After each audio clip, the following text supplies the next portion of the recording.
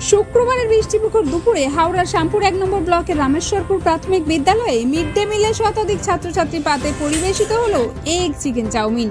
এই উদ্যোগকে অভিভাবক মহল একটি নজির হিসেবে বিবেচনা করেছেন।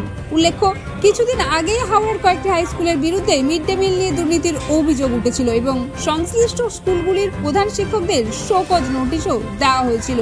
এই প্রেক্ষাপটে রামেশ্বরপুর প্রাথমিক বিদ্যালয়ের এই উদ্ভাবনী পদক্ষেপ সকলের প্রশংসা কুড়িয়েছে।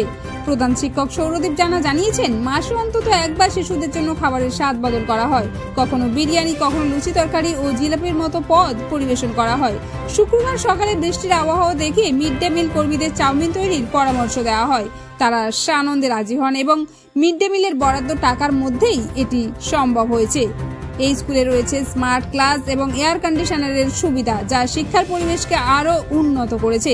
এই উদ্যোগ শুধু শিশুদের পুষ্টিকর খাবারই নিশ্চিত করেনি, বরং তাদের মুখে হাসি ফোটাতেও সক্ষম হয়েছে।